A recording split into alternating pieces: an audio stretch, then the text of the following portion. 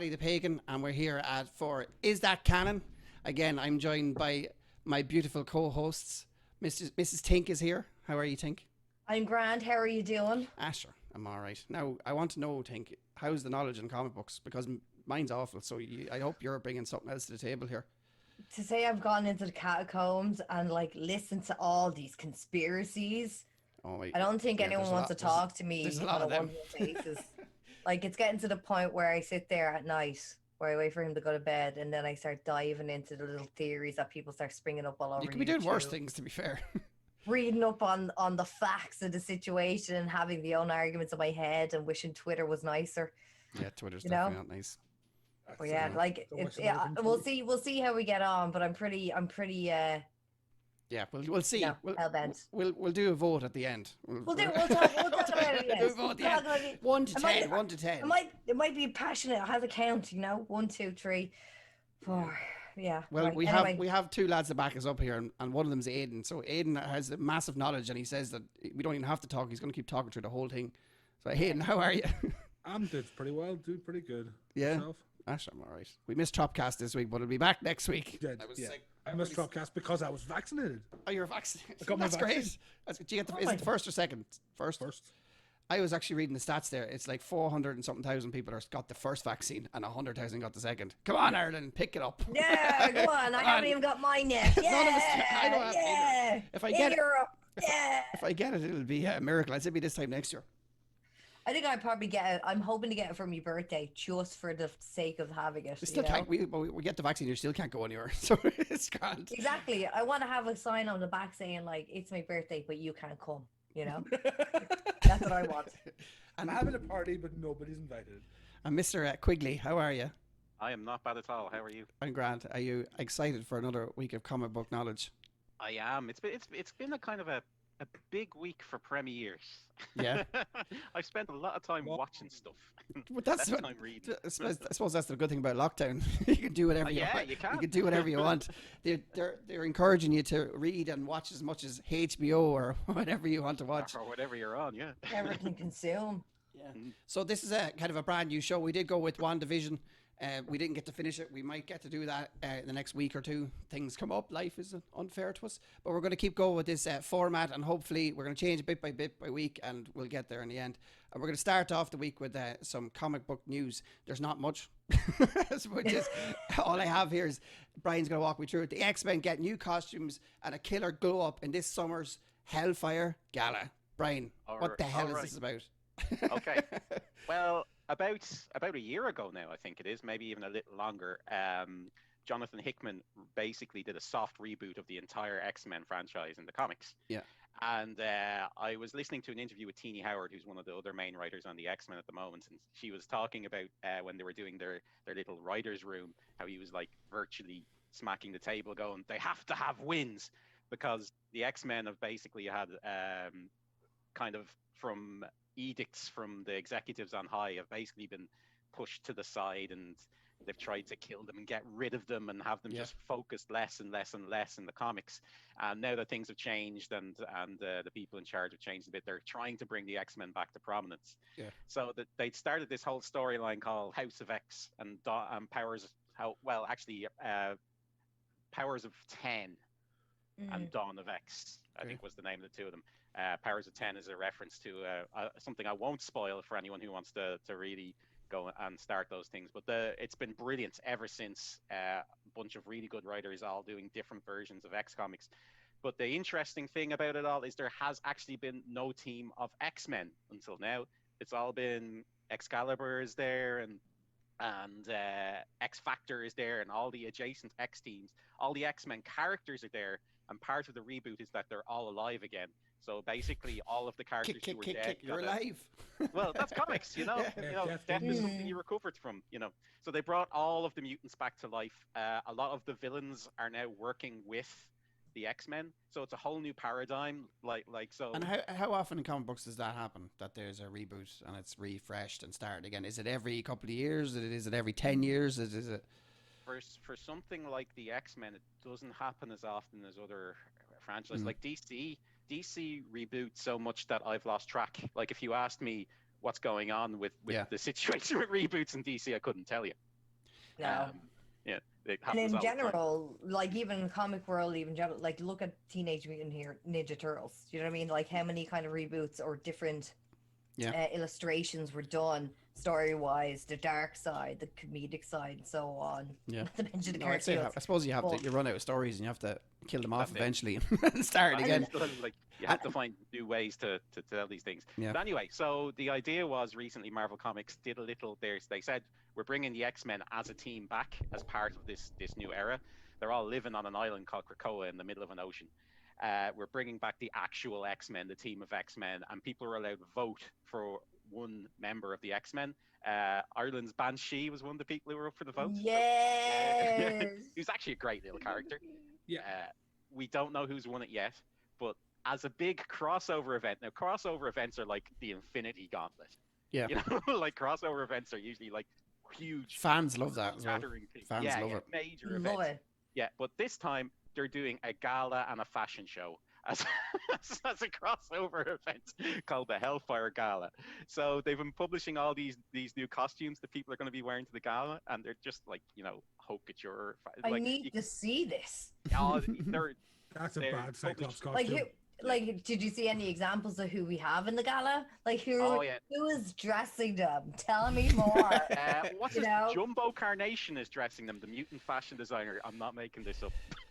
See, this is good. Okay, we need pictures. We need to see who's going with who. Who looks fabulous. We'll throw some up. Fashion police. Like this. Well, it's quite possible that Jean Grey will be going with Wolverine and Cyclops. That's one thing that's going on in the comics at the moment. So. Here's a question for. You should look up Emma Frost's costume. Oh yeah, Emma Frost has to be. It's Power Girl levels of bad.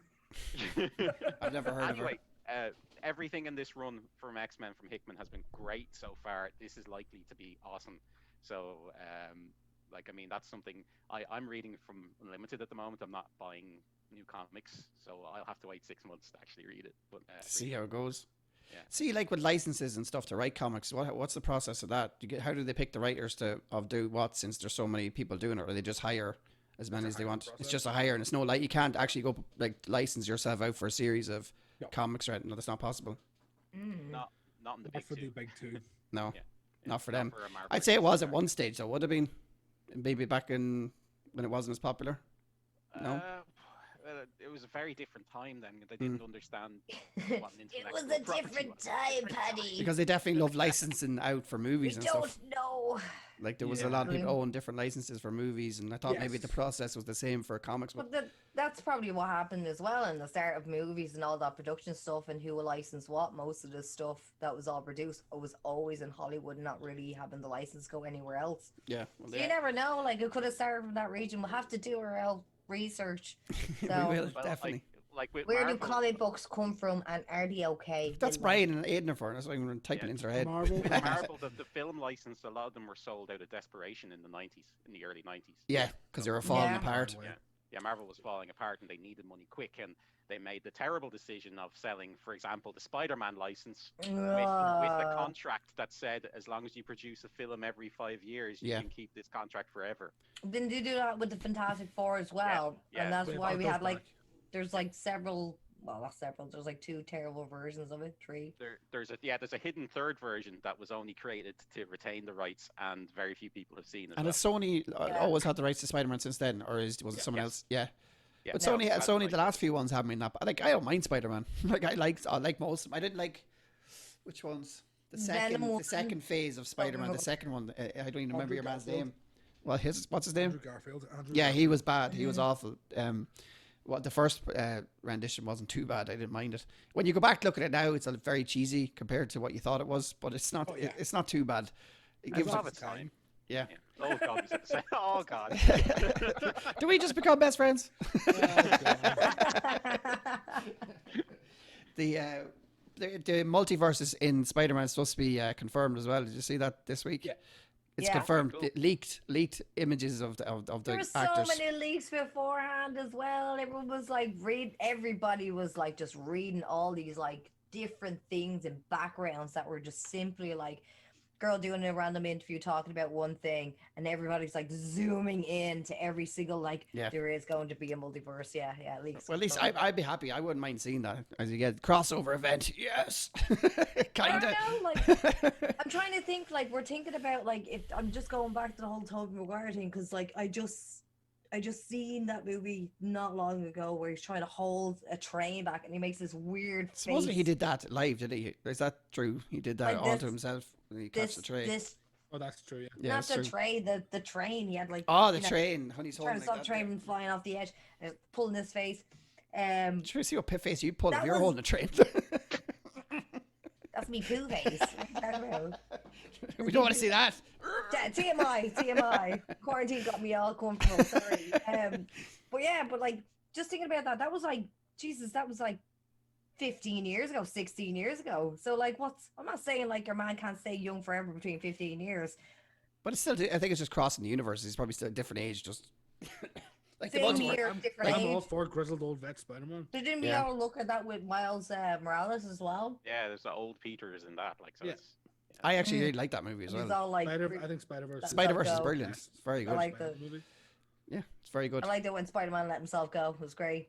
Belly on him and everything. Was sitting there eating pizza in the bath. Over again. Eating the bath, crying. That's my weekend. Right. So the big news last week, we all watched it, is the Snyder Cut, the Justice League.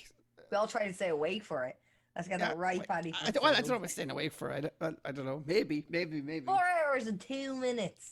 And there wasn't even a little... Do you not remember the Titanic? Oh, come on. The best idea I had was I played it at 1.1 times speed. And it reduced it by nearly a half hour. And all those horrible, slow Zack Snyder shots were slightly less horrible and slow. That's the thing I noticed about that movie. Why did he speed everyone up so much? What was the thing with Wonder Woman? I think it's because she's fast. I know, but it was ridiculous. It was over the top fast that she made. It was boom, boom, boom. Okay, I get it. I get it. Spider-Man and Wonder Woman are you have spring in your step. You spring in your step. There's a big thing about this. It's with the first thing you notice about the film, it's in 4.3 ratio. Oh man, I sat there and I said to myself, I was like, "There's something wrong with this telly," and he's like, "No, there isn't." What do you think of that decision? I felt spoiled. I'm very spoiled at that moment. Why? Because you wanted it in widescreen. I've grown up in that. Yeah, we did. Scrubs is back on Disney Plus. I've been watching. It's in 4.3. I don't mind. Yeah, even the other day when we were watching American Dad, the earlier ones, right, and it was all boxed off as well. He hates watching that too. He goes, "I can't watch the other one because it's not in the right ratio." So when I sat there and watched this movie for 4 hours, damn man. What do you think, guys? I don't believe for 1 second it's because Zack Snyder had an artistic vision that he wanted to meet. There was some footage in 4.3 that he only had in 4.3, so yeah, probably too much that he couldn't change it. Even before the film started, and in 4.3, there was an introduction by Zack Snyder, and that almost maybe put off the film. And the introduction, was it not like a PSA? Yeah. Oh God. Viewers discretion advised. Everybody is making it out that it was artistic choice, and I seen something else in 4.3 recently. I was like, everyone start going back to this now. That's WandaVision. No, there was something else. It wasn't WandaVision. It was something else. It was a different film or something. The Lighthouse is filmed in 4.3. Did you ever see that? Oh yeah. That's 4.3 as well, and there's a few. Yeah, but that was on purpose. Yeah, but so was this. It was all supposedly. Yes, served no purpose. The reality of the fact is, if you're doing lots of action and you're doing it in 4.3, you're squashing everything into a smaller space and making it look worse. Yeah. So, artistic vision, yeah, sure, that's not going to help when Superman's punching Steppenwolf. If you look through the facts of the film, it's like he definitely was doing what he could, but what he had. Because he had to. It's split into, 6 parts? That's not an individual choice either. He had to split it. I'm going to do that percentage on the internet and give out and say, not good enough. Why? Okay. I was confused. Right? I didn't know where I was. 4 hours later, I woke up on the couch thinking I was in the kitchen. Felt like I was missing half me telly. You know what I mean? The thing I heard about the 4:3 ratio was that Zack Snyder doesn't do this when he's doing screen TV. That's great. Zach, come on now. Will you relax? Don't be at that now. Come on. We taught you in film school. Man. We talked to you in film school about this. Such a pro. So the main point of this is, did you like the movie? Yes. Will we take it one by one? Yeah, go. Brian, you go first, sir. Go on, Brian. Because it's going to be long. I have notes. Okay, you have notes. Let me get a pen. I thought we weren't allowed notes. It didn't tell me we were taking notes. I should have did that. I'm not watching that again. I can say a lot, don't worry. I wouldn't force that on anyone. 4 hours, jeez. No. Right. So first of all, I thought it was definitely the best he's done in the DCEU. Like, what other films has he done? I did Man of Steel. Yeah. And, no, didn't like it. Batman versus Superman. Didn't like it. Yeah, Batman. Didn't like it. Man of Steel, I was kind of like, well, I mean, okay, it's a version of Superman. It's not the version of Superman I wanted, but you know, okay. But Batman versus Superman lost me completely. I was just bored, and you shouldn't be bored the first time Batman meets Superman in a film. Definitely like, not. You know, you just shouldn't. I couldn't believe they had the same mother's name. Preposterous. It's ridiculous. Is that canon? Is that canon? Actually, I did feel there's a lot of complicated stuff with how I feel personally about the Snyder Cut. Like, I felt really good that your man Ray Fisher got his big moments as Cyborg. That's cool, and like, he's pretty much the main character of the film. You know, he's your point of view character. It's cool that he got all that stuff restored. I'm happy that Snyder also got to do what he wanted to do, because to me it always seemed a bit scummy the way Warner's let him go. Yeah. Like they kind of had to let him go after BVS, but using someone's family tragedy to kick them out the door. Yeah. Bit of a scumbag. And was it that he walked away and they just didn't have time for him to come? Like, they didn't allow him time to come back? I really don't think he walked away. We're never going to know the truth of this, right? Cause that's behind closed doors. So we'll never have privacy or hear conversation about. So probably in some book and memoirs down the road when we're in our 60s. Yeah, maybe 20, 30 years. But hear about that Zack Snyder fella getting the boot for feckle. But it does appear that Warner's kind of gave him the heave-ho. So like that's cool that he got his chance to come back and do his thing. But like, I follow loads of people on Twitter, and one of the people I follow is a comic book writer for Gail Simone, who has wrote loads for both DC and Marvel. She would be behind the best run ever on Birds of Prey, in my opinion, and a really good run on Deadpool. So she plays for both teams in the game. Yeah, great writer. Right. About a week ago, she put out a little tweet.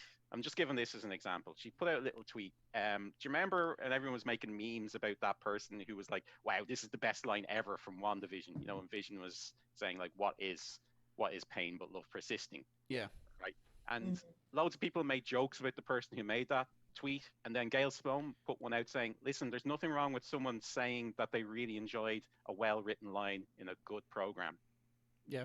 That's right. Which is a fair enough point, you know. And thousands of Snyder fans started attacking her because they were looking at the world as binary and she was defending Marvel. As you do, there's a lot of that in every form of art or medium or whatever you want to call it. Yeah. It was stupid when I was 8 and it was Mega Drive versus Super Nintendo. Yeah, now it's PlayStation versus Xbox. For some people, my dad can beat up your dad. Yeah, my dad can beat up your dad. Like, well, he probably could, like, but come on. so, like, I'm not happy those people got what they wanted, but I am happy for people who just wanted a good Justice League film, because it's certainly better. Like, I really like that they took an hour or two to actually say, this is Cyborg, he's kind of cool, don't you feel sorry for him? A bit of character development. Yeah. But I think that's what that's missing. Dogs. Yeah. That's it. So yeah, that's all I needed, was to give me a reason to give a crap, like, and to be fair, he does. I'm really glad, in a sense, that this was 1 4-hour film and not two 2-hour films, because if the first Justice League film had ended with Superman being evil and beating everyone up, I would have been out. That would have been it for me. You wouldn't have been on the cliffhanger. Come back next week. On for it. I would have been as soon as he'd seen him, like just the black suit on, that look of death in his eyes. I was like, I definitely would. That man's topless most of that film. Yeah, well, Henry. I said to have more of it, lads. You and your That's all it was. I was like, Hell. DC definitely have a lot prettier people than Marvel. That's probably one of the best things Snyder does, is hire very pretty people. He knows how to get the looks in, pervert. He knows how to pick the rides. Yeah, that's what he looks He knows how to do it. You'll do. They haven't even done it yet. It's grand. we'll worry about it later. So I'll have another cut in a few years. Yeah, what else did I have? Yeah, I was delighted to see Martian Manhunter. Yeah. In the film. Yeah. Yeah. And for Paddy, will I explain a bit about Martian Manhunter? Go for it. Okay. Yes. So, did you know anything about him? I didn't. He popped up, but I was like, hello. Okay. So, that's what he does, though. That's a woo! That's when he pops up. In the comics, Martian Manhunter is he kind of becomes basically the core of virtually every Justice League team that he's on, which is virtually every Justice League team, and he's the last. When he was created, he was actually a knockoff of Superman for another company that DC then bought. All right. So his story is very similar, only he's from Mars, not Krypton. So he's the last son of Mars. Mars burns in a massive conflagration. He's the Lidl of DC. Yeah. Well, he starts out as the Lidl of Superman. He's nearly Tesco's now. He's nearly Tesco's. Tesco Superman. But do you know what year that was, though, when they bought him out? I see that a lot happening, especially in the gaming universe, that if you see like a counterfeit, a company will sweep in, take the counterfeit and like put like whatever number 2, you know? Is that the case of what happened there? Yeah, it was kind of 1950s, and they kind of didn't use them for a while. But they kind of brought him back for the 60s, if I recall, which is when they were kind of, they swapped over from Justice Society to Justice League then. And he was one of the founding members of the Justice League. And he's kind of like, he's a very endearing character. He's trying to learn what it's like to be human, you know? So he's your Data or your... Yeah. He's almost DC's Vision. He is. It sounds kind of, he kind of does sound like Vision. Yeah. And a lot of people think visually, the Vision is based on Martian Manhunter. And they both have the phasing powers. Yeah, they've very similar powers. Oh, yes, we have to talk about powers in Martian Manhunter, which is why the reason this beloved character who is in virtually every Justice League team hasn't shown up in the films yet. So he basically has every power. Yeah. Everything. He just kills everyone. Yeah. He has every power and to the max, right? So he has Vision's up, down, power. left, right. Yeah. Yeah, God mode. Like. So I don't know. Yeah. So he has phasing powers like the Vision, right? Yeah. He has heat beams like Superman. He has Superman level of strength. That's pretty impressive, right? That's pretty good. He has too much. Good so far. Yeah. Okay. Throw in as good a telepath as Professor X. Yep. Okay.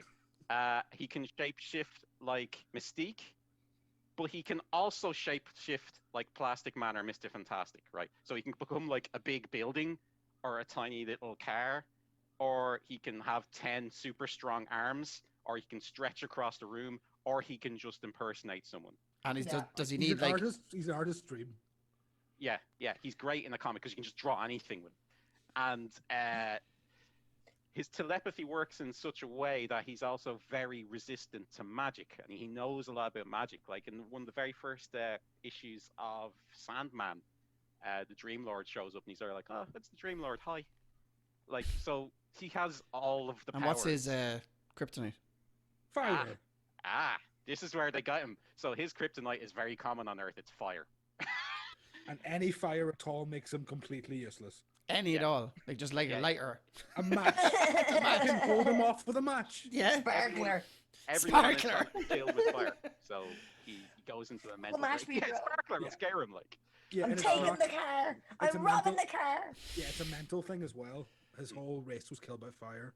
And it's a PTSD thing. On Mars. Okay. Yeah, on Mars. On Mars, all his race was killed. So it is literally a rip-off of Superman, except for just a little bit things changed. Yeah. But if you think about it, he's such a binary character in terms of a fight. There's no problem that the Justice League can't solve that John can pretty much do on his own because he's got all of their powers. Yeah. Or But do you think he's this on character's fire going to pop and up can't again since Either. are they doing any more Justice League team for a while? Who knows? No, well, after when they planted that 4-hour seed, I think something's got to grow. Like, it has to Yeah, make more I agree. sense. I can't see it being over now. I seen someone came out from Warner Brothers and said no, like in the last couple of days that they said that they're not going to do it with Snyder anyway. Maybe they'll do something with somebody else. Well, you have to remember that like this all did fall apart between Warner Brothers and Snyder before. Nope. Like during Man of Steel underperformed, and they were keeping an eye on them.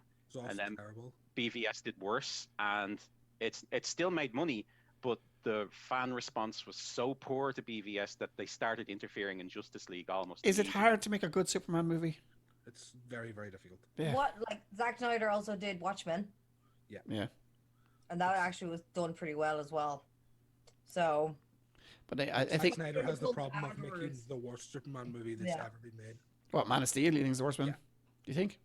I think it should be called Man of Emotion. There's Man of Emotion. Man of Emotion. The original 2 Superman movies, and then there's like Superman Returns, and then 3, and then 4, and then Man of Steel. I think he has a problem with character development.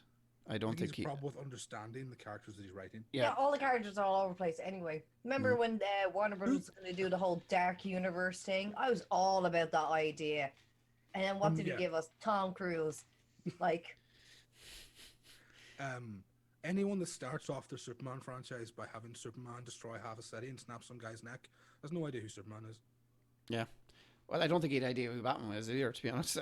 But that's where I would disagree, because I think Ben Affleck's a fantastic Batman. But do you think... I think he is, to be fair. I bought him completely. 100%. I just don't buy the I don't know, the actual storytelling. Maybe I could put him as Batman, but the stories and stuff weren't there for me. I just didn't. That's not really his fault, though. No, it's not. I didn't say there was anything wrong with Ben Affleck either. I'm saying that the character development I think is wrong all the time with them films. I don't know the interest. Not to go too philosophical or anything on this, but the way Zack Snyder sees films, he always puts them through what's known as a libertarian viewpoint. Yeah. Which is this American viewpoint that you owe the world nothing. I mean, this is literally what Superman's dad tells him. You owe the world nothing. Do whatever you want. As if being a selfish asshole was a political stance. I'm so confused. And it's interesting because in his version of Watchmen, that is kind of the point. Aren't these people, these cool assholes, cool? In the original comic, the point was, who wants to be Rorschach? He hates every woman on the planet, and he eats cold beans from a can. Yeah. So he's a scary motherfucker that you shouldn't be locked in a jail apparently with. Yeah. But it's interesting. So Zack Snyder does have this very particular, like a superhero is a certain thing to him. Mm-hmm. They all have to fit his certain thing. And I say this now, but I detected far less of this in the Snyder Cut than anything else he's done. I agree. And, which for me was great because they were more like characters. So it's his I have to say that I enjoyed it. Yeah, he's a massive student of an author called Ayn Rand, and Ayn Rand's whole thing is individualism and the whole idea that there's no point in trying to make other people's lives better. You make your life better up until the point that they can get happier through your success. And that's like, there's a book called The Fountainhead that he was trying to get made, and as a film he's been trying to do it for years. And recently he's come out and says, I'll probably never make it because now it kind of looks like far right propaganda, which it 100% is. Yeah, libertarianism is right wing thought process, and that doesn't map very well to characters that were created usually by hippies, Jewish kids who were immigrants escaping Germany. Left wingers. Left wing. Well, left wing. But they were more like the thing they were concerned with was that they were, trying to escape to America and live the American dream, but from the perspective of an immigrant. And I mean, that's obvious in Superman, who's the first superhero. Yeah. He is literally an alien. And a character that is designed, his very purpose is to inspire hope in the people that he comes to save. Yeah. And one of the first things that happens in Man of Steel is his dad tells him, maybe you let some people die, and that was where he lost. That's wrong. Yeah. That's why that line alone, I've never been able to forgive Zack Snyder as someone who Don't do it to my Superman. Got to write Superman. I'm like, somebody that has and no idea what he's doing. Yeah. And I don't want to say that like you can't deconstruct superheroes or look at the way they behave or criticize like what superhero is really that left wing when they're going around beating up people, you know, like Everyone. Batman is Batman's beating up people who I have suppose mental Batman shooting conditions people is a bit night, weird as well. Batman shooting things is weird for me. Killing things. It's weird. I'm fine when it's parademons. That's the one thing I will say. In the last movie where it was people, that was one of the things I did not. Wasn't it that he wasn't shooting them directly? He was blowing up like cars or something that they were in, and they didn't. They died from that, but they didn't die for him shooting them directly. It's like, well, that's not the way it works. But also, it's a movie. Yeah, I know, but it's because Batman. I know Batman does not supposed to kill people, though. I hate to bring you back to Earth, you know. They're characters that are like they've been around for 75 years. And those people have feelings. They are. That's how I always feel about those characters. Yeah. And what about the movie itself, Aidan? Did you enjoy it? I was shockingly happy watching that film. So yeah, first of all, it's the best he's used Superman. It's like that's the thing I've always hated about him. And in that movie, people talk about how great Superman is when he's dead, and he shows up, he punches the bad guy, and he wins the fight, and then he doesn't do very much talking. That is the best he has used. That he's not the man of motion anymore. Nope, he's Superman. Superman is the thing. One of the best. Like, I always think the best moment of a Superman thing is when the chips are down, and out of nowhere, Superman comes in and punches the guy in the face, and everyone thinks, "Oh, we can win now." Yeah, we have a god on our side. Yeah, that is Superman distilled to its simplest being, and that is kind of what he did in this movie. Yeah. What else? Like I said, love Ben Affleck.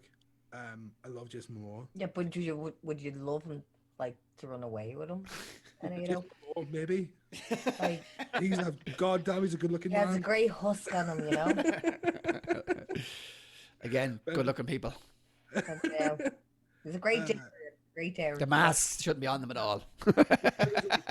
I haven't seen Justice League, so this was my first viewing of most of this. Oh wow, okay. I can't even remember Justice League that for long. After Batman vs Superman, I kind of swore that I would never watch anything Zack Snyder made again. I'm kind of only watched this because of this podcast, and pleasantly surprised.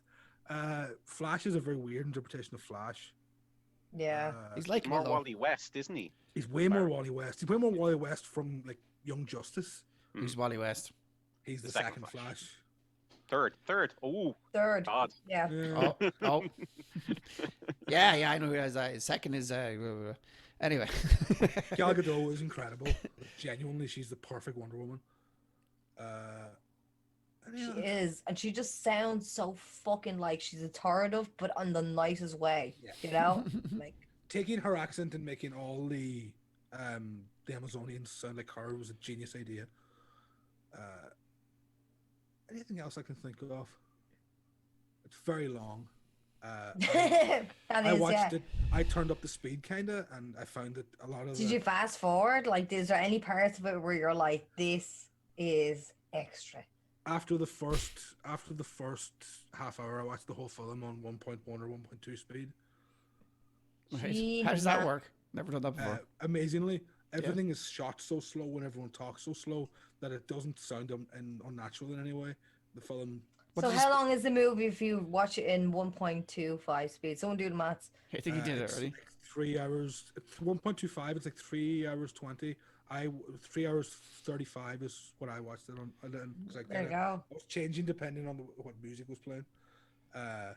Oh my God, the music. But anyway, go on. Yeah, I've been told there's a new soundtrack, and like I think the OST. I think that's actually quite funny that every time they popped up, they did their theme music. I like every single time you knew who it was, just but you didn't have to. And it was just weird to see it like that. To be honest, I don't think I've ever seen it done like that before. The only thing that's lost from the original cut that I would have liked to have seen this was Joss Whedon went out of his way to use the John Williams Superman theme and the Hans Zimmer Batman theme from Superman 78 and Batman 89. And that was, for an old nerd like me, that was really nice to finally get those two themes. But they're beautiful pieces of music. They're iconic. Absolutely iconic. I wonder how long Zack Snyder is sitting around going, damn it, I just need to do it. I just need to do it. He's there every day going, I'm going to get this. Was Darkseid in the original at all? No. He's mentioned. He's really focused in this movie, isn't he? Yeah, because Steppenwolf on his own is an awful villain. Like, yeah, he was. He's an awful bore. Boring. Do you know what he reminded me of? Remember the villain from the first Guardians of the Galaxy? Ronan. Yeah. That's who Steppenwolf is to me. He's such a dull villain. What did you think of the CGI? I like the improvement. I don't know if it was an improvement. I don't. Little bit it was of very, very, very, very like obvious. A lot of it was very obvious. That it was badly done. Zack Snyder's color palette kind of hides that as well. Another thing I don't like is I don't like his color palette in any of the films he's done. No, like I couldn't stand the color palette. It was always fucking. It was the music that so grimy. Well, my hand kept reaching to turn up the brightness when I was watching it. Yeah. Like unconsciously, like. I think that then spread into Aquaman. I think the worst aspect of Aquaman is kind of how things look underwater. I never watched Aquaman. I don't know. I can't bring myself to watch it. Do you think it's good? I might try to watch it if you think it's a decent watch. It's a better film than any of the three that Zack Snyder's made. Yeah. I don't mind the Wonder Woman film. I haven't seen the new one, but I've seen the original one. It's good. Oh no, it's decent. 1984 is not the best. I think. Is it not? That's out now, isn't it? They made mistakes in '84, like pacing wise. They made mistakes. Like I've seen some feature lengths with Wonder Woman and like the older ones, and they're good. The cartoon versions and stuff like that, they're decent. They're very good. Animated universe. Yeah, brilliant. Way better than the films. Way better than the films. 100%. I love them. I've watched loads of them, and I do. I honestly love them. The one with Owlman is particularly good. Never seen that one. No, Owlman. Yeah, he's James Woods plays Owlman, who's like it's like there's a dark version of the Justice League. Ultraman's like evil Superman, Owlman. I want to bring back, is dark version of Justice League better than when they're good? Because I love when Superman's bad. He's so much more of an interesting character. Like when he went bad in Smallville for one, it was way better than the original Smallville. Did you ever watch that? Yeah, that's with the red kryptonite. Yeah, and he turns completely bad, and he's a complete badass. Superman's fine if you turn him bad for a reason. My problem with what they're doing now is Superman's just moody and dark. I think if you're going to go man of emotion, it always goes back to that. I'm telling you. If you're going to go one way, go one way. He just needs a bit of help. That's all. He just needs. Let him feel. He just needs to talk to somebody. Let him feel. He just needs to talk. Sake. I'm a god, but I feel things. Talking about that. Red tears. We can talk about the scene post credits where they hinted at the Injustice universe. Yeah. Oh, I'm glad you said that because I was there like, are they aiming at Kingdom Come? Because this is Injustice, is what they're actually talking about. They killed Lois Lane. That's why he's evil. Yeah. I know that's a big second point in the comics where they kill Lois Lane, Superman, and then Superman goes mad, isn't it? Goes nuts. Yeah, he becomes the king of the planet. There's one where he kills the Joker as well, isn't there? Is that just... That's Kingdom Come. Yeah, that's Kingdom Come. Yeah, Joker kills Lois Lane. Yeah. Was there not the hints at this one that... who kills... It was a different... And then the child becomes Batman or something. Isn't that what it is? The child that Lois Lane has... Batman dies. It's another... Maybe it's something completely different. Batman's supposed to get killed. And then Lois Lane and Superman's child becomes the next Batman. That's what I read this week. I have no idea what that is.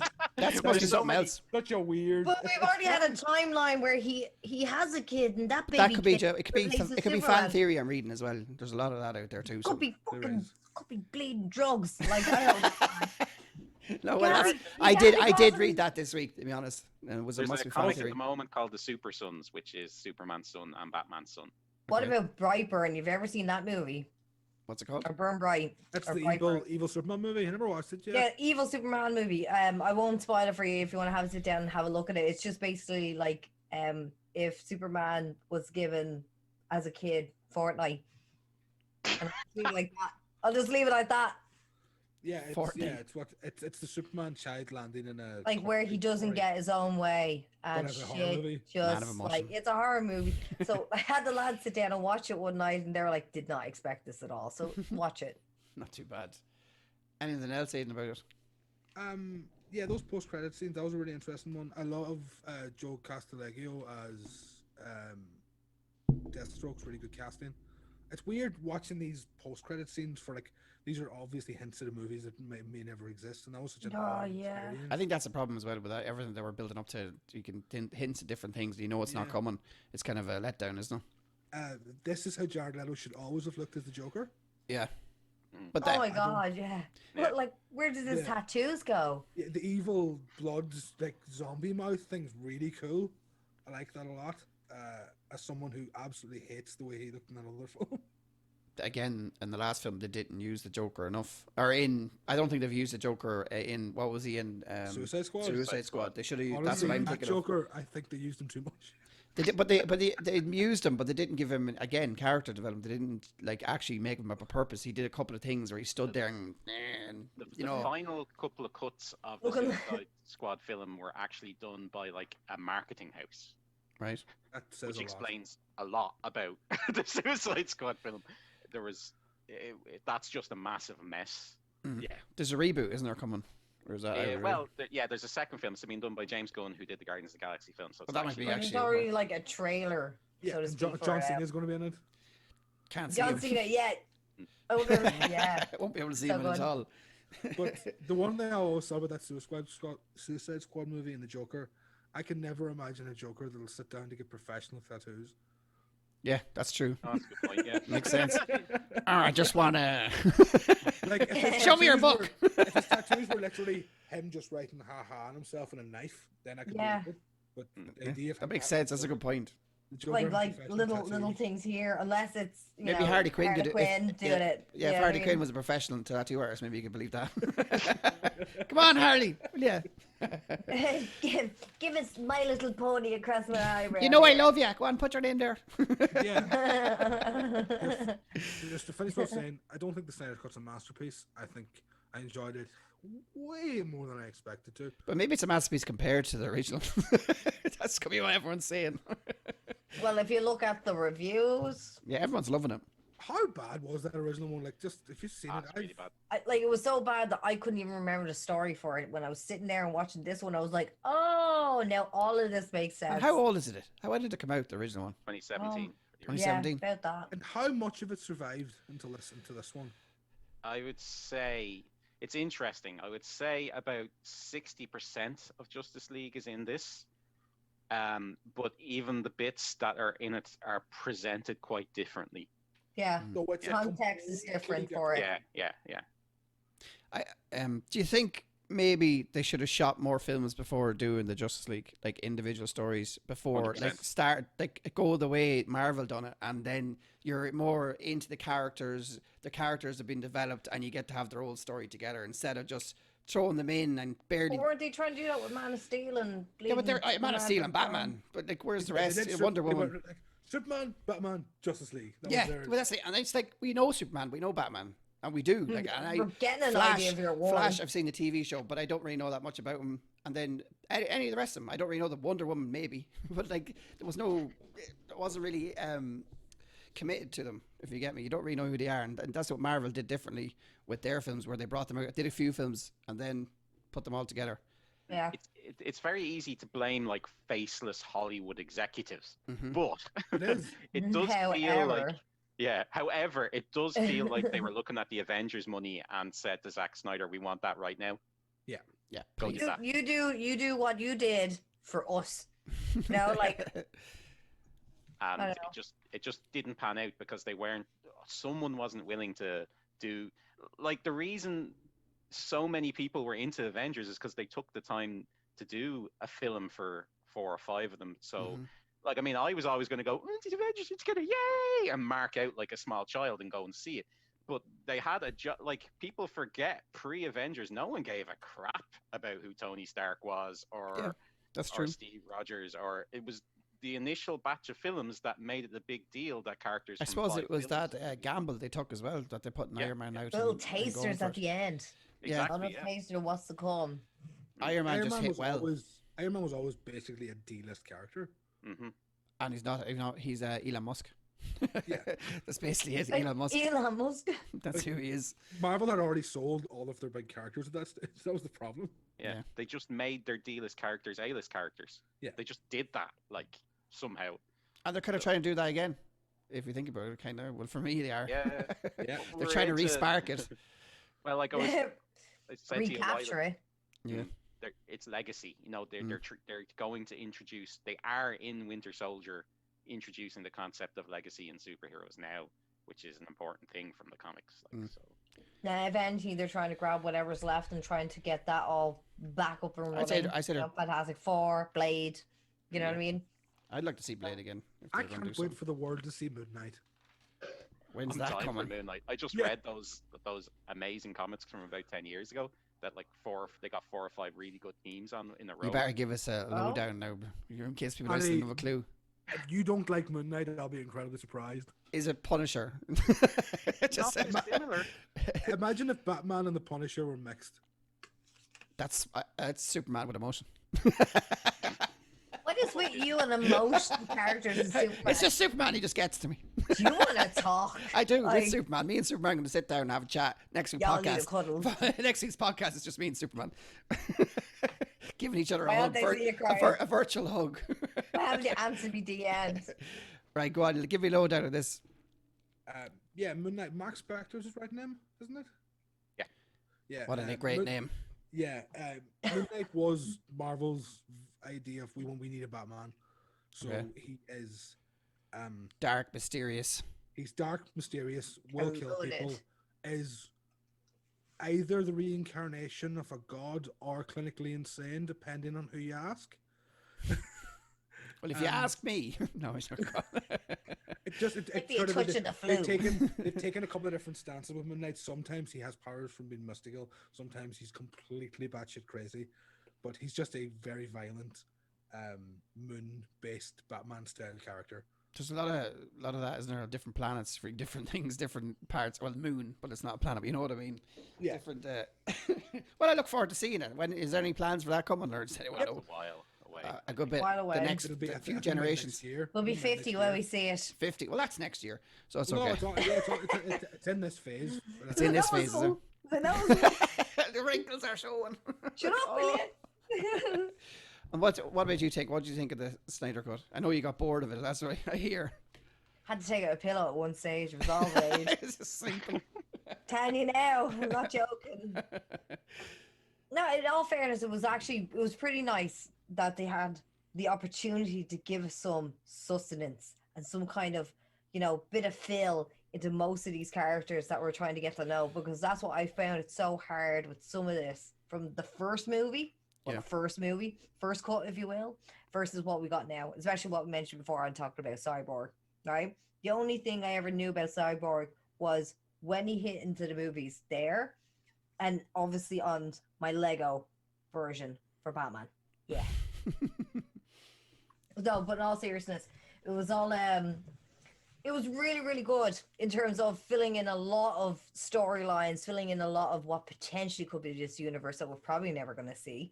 Yeah. And one thing I did hate about it was there's so much slow-mo, and the music for it just burned me alive. Couldn't relax on my pillow. Getting you going. Wonder Woman's on the telly. Have to be too. When the first moment I seen poor El Barry going in applying for an L job at the puppy shop, right? To that girl getting flung out of her car for no reason, right? Obviously. And just the music moment went in, and then the music bow. I actually that reminds me of the part of when he's so fast and Superman, the part where he comes after Superman just sees him coming, and that's a very good part. And he's just standing there going, and Flash is like, what am I going to do here? I stand by my say, I still would. What Flash? That was my school when I was trying to make money from college. No, but no, in all seriousness, the first thing I felt the moment that scene came up and he went in to dive in and save your one because he's the Flash, and the music kicked in, I kept thinking of Watchmen. The same situation, after they're trying to save a house or building that was on fire. They collect people, they drop them off, everyone's safe, and the music just kicks in and they start just having it, Yeah. And I was just at that moment, I was like, this is not helping my enjoyment. 4 hours. I'm so glad that they could actually simplify it down to 6 parts, Did you watch it 6 parts or did you 2 parts? I watched the whole. I watched the whole it in one thing. sitting? Yeah. I did, yeah. And Debating about going to the toilet. All in all, quality was good in some aspects. Not so nice. And was it? Does anyone know in HBO Max was it released all together or is it? Yeah, it was the same thing. All together, everybody got 4 hours and 2 minutes. You know, but it's. I know it was on Sky here. That's why I watched it anyway. Sorry. But what I want to see more of that evil Superman. I'm all about having a look at what the hell they're gonna do for Aquaman 2. Now that has been seeped to us on HBO. So what is that gonna do for the fan base? Because they seem to be listening to a lot of the fans with this when it comes to Aquaman. You know what I mean? So I'm wondering, are they gonna actually take that hook about maybe we start looking into maybe, bringing all this on board? That's what I'm seeing from this. I'd like to see how long they're going to keep all these characters going and they're going to keep everything going alive. Is there going to be more than what's in development? Is it Aquaman 2? What else is in development? Aquaman 2 is in development, but also they're working on a Flashpoint film and Flashpoint Paradox. Yeah, the whole point of Flashpoint is to reboot. That's okay. And are they actually going to stick to the Flashpoint? Like I've seen the feature length. Is it going to be that? Or is it going to be? You don't know. I don't know. They could just be using the name. You don't know. God, I hope they make it the same way because that feature length is awesome. If you haven't seen it, you need to watch it. But I have it's just doubts. Unreal. I have doubts. If you haven't seen Wonder Woman 84, I have doubts. They can't do 2 good films in a row so far. This is the real problem. Jeez, if they stick to that Flashpoint Paradox, it could be their best one. I know they could just use the Maybe. name. I'd be getting too excited for it. It's going to be a big disappointment. I know very well. Right. Yeah. Yeah, but all in all, if you're gonna go watch it, use the parts and just span it out because you will be wrecked. You know what I used to? I remember the longest movie. What was that? The Titanic. I remember going watching that when I was a kid. 3 hours in the cinema. And they split you got brought into the cinema for that as well. Did school bring you? No, my mother brought me to watch it. I was like, "Come on, Mammy, we're going to watch Titanic. It's beautiful." Why did your mommy bring you? Because she wanted to watch. I wanted to watch. It was a special moment, right? Was it Scarlett? No, I don't care. When it got down, that's me mother. Come on, she looks 20. She's grand. Come on. Was it Scarlett at that point where they're in the car and you're like, "Mammy"? No, I was like, what are you doing? Why is this steamy in there and the hands lady? Actually, my brother and my cousin came along with me and we were like 13 or 14, whatever it came out. And you know the part where the fella falls down the boat and he hits the propeller and he just flips. Oh yeah, and everyone in the cinema is crying and we're just laughing because we're teenagers. What are you gonna do? Ooh, look at him flying! I remember that so many people just sitting there laughing and calling out numbers. I'll give him an 8. You know, like the flip. For me, for the film, I did enjoy it. I thought I keep repeating myself, but I thought the character development was a lot better in this one. Yeah, I agree. Than it was in the original, and I enjoyed learning about the characters I've never kind of really seen before. I do like the Flash. I think he's very good comedic. He brings comedic purpose to the film, like a Spider-Man kind of. And I did enjoy the film. 4.3 wasn't that bad for me. I enjoyed watching it. The bad guys in it, I think, were done very well. The action scenes were fantastic. I loved the fighting in it. Yeah. What, I was gonna say the way they killed Steppenwolf is amazing. Yeah, that's so good. All of it, I think, was done very well. You can tell it was a director's purpose to change it. Like, I'd be very much into movies, and you can see what the director's trying to do, and the music was all developed through the whole thing very well, and the action scenes, the slow motion could have been the speed up of Wonder Woman did annoy me a little bit because it's just so over the top. I get it. She's fast. You don't have to keep throwing it in my face. I did remember one part of the old movie that was not in the new cut, which was the Flash taking like a family that was in a truck and he ran super fast to get them out. Yeah. But in this one, that never happened. It was him just turning back time. Yeah. That's kind of thing. But after the film, when I was sitting back and I watched some reviews on it, I was like, I didn't realize this. I didn't realize that. Where, you know, they're flying, he's going back in time, he's changing this part, he's changing that part, everything's mixed up in the timeline, and if you don't focus, you don't realize it's happening. And I thought that was good. I have to watch it again to figure out what I missed, but it's good to see it like that there. I don't think many people are chatting about it. Yeah. And it's sad. I would like to say it might be the most self-important film I've seen in years. What do you mean by that? Elaborate. I was watching it. I felt like a film made by a guy who loves the film that he's making. He loves the film that he's making. Yeah, it's like he thinks this is a 10 out of 10 movie as he's making it, and it's a lot of it is to do with the overabundance of slow motion, the panning shots, the very, very big orchestral sound. I wonder how long he's making it. In his head, I think he's been making it for Since he's 30 to 40 A years. shirtless Henry Cavill as Superman. Oh, that's what it always comes back to. That's what it always comes back to. The abundance of Amazon women kicking the shite out of people. Yeah. Powerful women and powerful men. That's all we want in this movie. That's all I want, I tell you. He loves his Jesus analogy, that man. He does. Yeah. I think he thinks he's the first person who's ever made that analogy for Superman. I do. Like, there's a literal comic called Kingdom Come, in which it's a major, major point. But I think Zack Snyder thinks he came up with that, and it's really clever. What do you think Zack Snyder's doing next? Only Disneyland. He's not making the fun. You don't think? Do you think he'll stick to superhero movies, or do you think he'll try and go off and do something else? It's hard to tell. It depends on if he's burned his bridges or not. Because we don't know how Warner feels about him. Between that and your man Joss Whedon situations as I well. don't think Joss Whedon's going to be coming back to do anything soon. I don't think he'd be coming back either as well. But I have great faith in all the other directors, that even the lads that looked after Black Panther, lads who looked after Thor as well, especially Ragnarok. Can't think of his name. God, it's off the top of my head. Taika Waititi. That's it. That's it. So yeah, like I've great faith. I've great faith in other directors stepping in and already having the vision that they already. That's fair. Well, I like the way they let him do it. To be honest, I think it's good. They could have told him no. They could have told him no. Say one more fact I want to have: Jesse Eisenberg is the worst casting for Lex Luthor. Do you think? I don't know how he got away with that. I don't mind crazy him. about I think he's okay. I think he's thought good he was enough. bad in that Superman vs. Batman movie, and Batman vs. Superman, and then at the end of that last scene, it felt like an actor trying to play Lex Luthor and just not being able to do it. I just thought he's. I think it goes back to what kind of rendition you remember of Lex Luthor. Like, he's been portrayed so many times. I know if you obviously read the comic books. But I think the idea of a tech bro Lex Luthor's quite good. I just don't think Jesse Eisenberg's the guy to do it. He's very quirky. I don't know. I'm gonna take the lad who did Facebook, pop him into this movie. Because like Lex Luthor's up there with Doctor Doom as the greatest villains that comics has ever produced. Oh, definitely. And Jesse Eisenberg is not that. Well, I don't mind him, to be honest.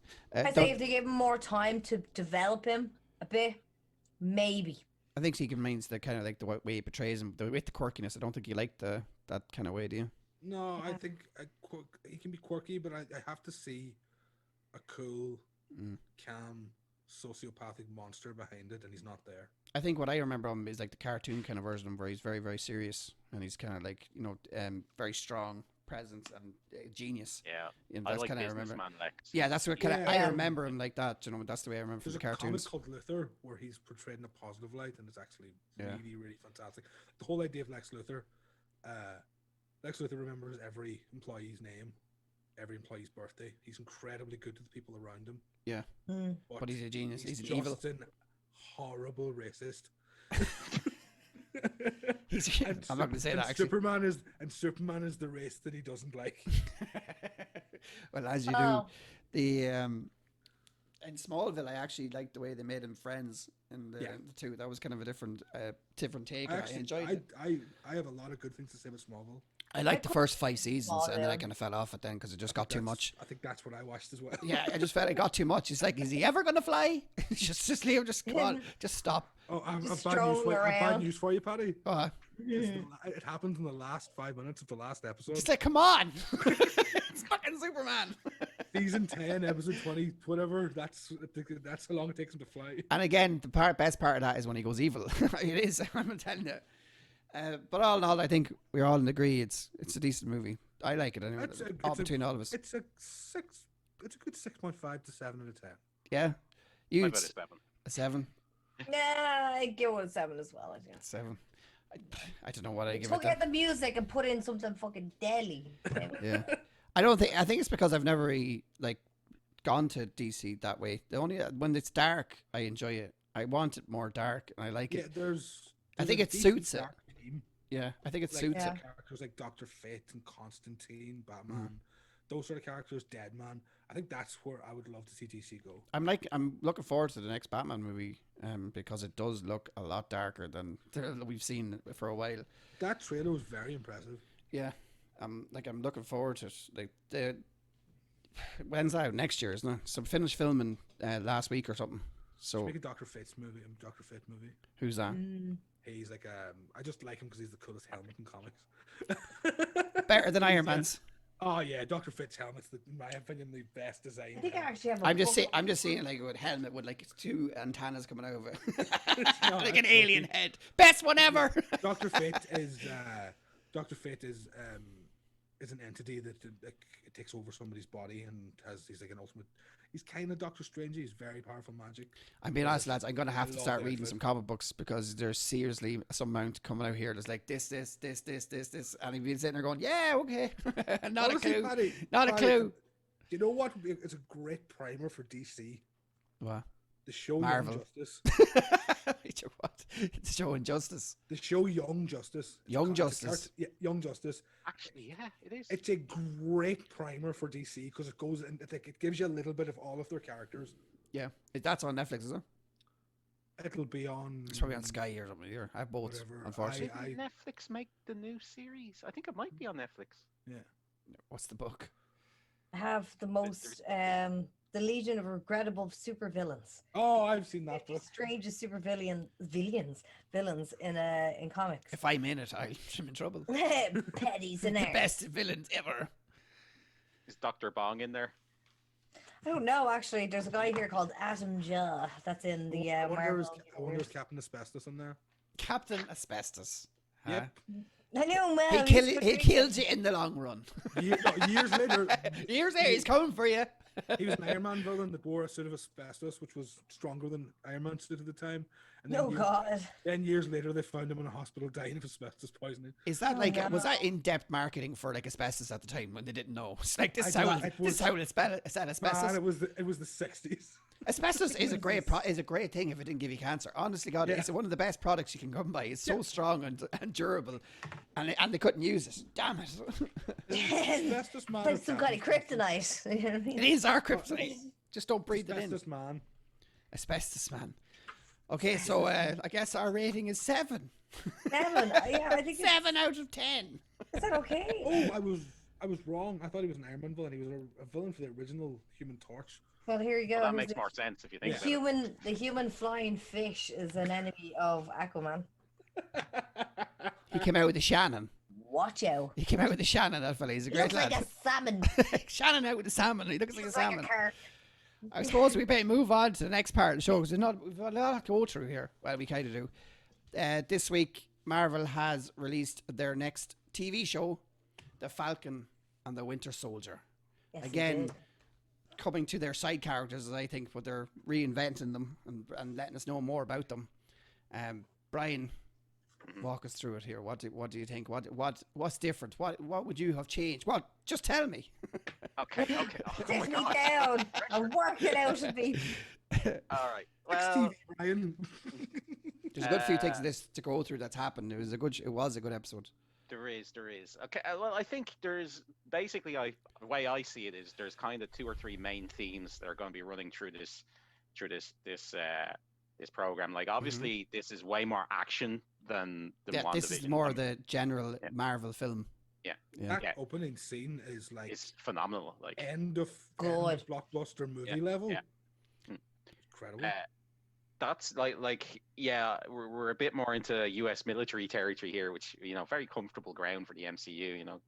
I think like there is a thing I said it earlier. Like they're introducing the concept of legacy, and there's the whole who owns the legacy thing. So you're getting Sam. He doesn't, he has this shield, and he's there like I don't deserve this type of thing, and he really respects the Captain America legacy, and then he gives it to the military to put it away and keep it forever, and they immediately put it onto onto a guy straight away. And that is really, it's like the way the fans sometimes treat a character versus the way the companies treat the character, you know, when they just introduce a new guy as a character, which is actually what's happening in the episode. They just have to fill in a spot. So we have a spot here, come on. Yeah, get in. And it really shows the kind of, like, I think that whole legacy thing is going to be super important. Like, I thought it was before, but seeing the first episodes, like, yeah, that's really one of the main themes that we're looking at here. So that the second theme that I'm not sure in the world that we live in if they can make as good a point with it anymore, is that, like, this John Walker guy / Jack Daniels, he goes by a couple of names. The guy who is Johnny Walker, Jack Daniels. Yeah, that was his with 2 whiskeys. yeah, I know. That's it. They're the names he's gone by. But, like, he is, again, the character is supposed to be a bit more. He isn't a bit more. He is far more right wing than Captain America is. Yeah. I just wanted a Hydra cap. That's all I wanted. Yeah, the Hydra cap just come out of nowhere and just come on, this is happening. Well, he could be, the part of his plot line is that there is a shadowy corporation that he's taking side jobs from. He could actually be on the Hydra payroll and he doesn't know it. So that's what I'm thinking. That could happen. Like, but I'm not sure if a Disney program is going to be able to make something that's about race and the far right that matters. They've kind of always been touching on this kind of political stuff, especially with Captain America kind of storylines. It's like we're post Watchmen the series, and we're post The Boys. Yeah. These things have happened, and they've in the case of Watchmen very maturely dealt with these issues as they pertain to superheroes. And The Boys, maybe not as so seriously, but it's still like the Homelander is like. I got watched like 4 episodes and I couldn't keep watching it. It gets good. I couldn't. Oh yeah. You're watching The Boys? The Boys. No, I watched 4 episodes and I couldn't do it. Couldn't do it. Are you seriously telling me? I'll try again, but it just didn't work. It just didn't for me. It's just I don't know. I just couldn't believe it. It wasn't believable. I mean, they're definitely heading towards that though, with, like, you know, Sam being refused. Superman shoots lasers out of his eyes. How the hell is it? No, but it's not. Do you ever think when someone's portraying? I don't know. I need more time. It just didn't click with me. I'm awkward. Yeah, it was. Yeah. Maybe I meant the characters weren't believable, not what they were doing. Paddy's sensitive. He wants it real. I do. I want it real. I want it real. I want my politics real. I'm in the doll here talking about. Let's go. Homelander is as political character you'll ever get. Yeah. Man, it's wonderful. I'm not even going to tell you the rest, but you will love it. Such a good character. So evil. Yeah, he is pure evil. Beautifully done. Like, it's so. I could see myself in him. It's beautiful. Anyway, go on. Go on, Brad. Yeah. So I think they're doing the whole thing with Bucky as well and his PTSD and stuff. That's interesting where they're going to go with this. I think we're probably going to have a kind of a battle for the shield thing going on where we've got 3 or 4 potential people who might end up with it. I would think that's where they're going. That did happen in the comics. And interestingly, when the Flag Smashers get involved in the comics, it's the Punisher who is dressed as Captain America at the time, which really annoys Bucky. Bucky goes for him. And do you think Bucky would actually want the shield? I don't think anyone. I think the whole point is that the person who will pick up the shield, which is probably Sam in the end, won't want it. That's why he should have it. Yeah. You know, it's not a. It's such a big like piece. Being a politician, the best politician is the person that doesn't want to be a politician. Yeah, I understand what you mean. I think that's what they're going for with it. I'm really excited to see what they do with US Agents. That's the new Captain America. This is set. Is it 6 months after the blip? Is that what it's supposed to be? Something like that. And it's set after WandaVision or before. That's hard to tell. No, I think WandaVision came straight after. I think WandaVision happened like 2-3 weeks after, and then this happened. 3 weeks after. Yeah, something like that. And then this happened 6 months after, and then isn't it? I don't know what else is in between. We'll figure it out the timeline after, I suppose. There's another thing. Spider-Man Away From Home. Yeah, that happens. Well. I think this is supposed to be set in it that it's, Spider-Man Away From Home didn't make it really obvious what happens after the blip. They didn't make it as awkward as it should be. There should be a lot of people in a lot of turmoil in their head thinking, what just happened? It does seem they've decided that's what the TV programs are for. Yeah. Yeah. Mm-hmm. Yeah. Like dealing with the blip with regular people and whatever, like how they sort of dealt with it. I really like that in WandaVision. Yeah. Like this episode is definitely setting. It's obviously the first episode. It's setting up for the rest. You're starting to see what the guys are up to. You're starting to see how they feel, what they're going through, and how hard it is. Basically, after coming back, which is like the realism that banks are a load of assholes. Yeah, it's a great scene. I kind of like that scene. All right, it doesn't matter that you've not existed for 5 years. That means you've had no income. Yeah, that's it. But it's all numbers. That's what it is. It's numbers and semantics. Yeah. And that's the way it is. I love that. I do personally like the plane scene where he's Falcon is flying in and grabbing your man. But do you know what? I've watched a good few reviews on this, and everyone had just skipped by it and skipped by it and skipped by it. There's a UFC fighter in that episode, one of the best UFC fighters that ever lived, and they're just skipping by him like he's nothing. George St. Pierre is one of the best fighters ever come across, and nobody realizes it's him. He was in Captain America. Yeah, he's in that one as well. But everyone in the reviews, everyone just like he's a side, and it just annoyed me. It's like he's probably more famous than like half the people in the show. And it's but I suppose he's not there. It might have something to do with the character that he's playing, because the character is a bit of a joke character. Batroc the Leaper. Yeah. Superpower is he's got really good jumping. Mario. Yeah. He's basically a glorified henchman for hire. Well, I didn't know that. So there you go. They're making George St. Pierre a joke. How dare you? Whatever. How dare you make George St. Pierre a joke? I love that made you mad. He's only been beaten once ever in the UFC. That's mental. Say proper fighter, kick everyone's ass. Legitimately a living legend. Yeah, legitimately. And else, Brian, that you would like to...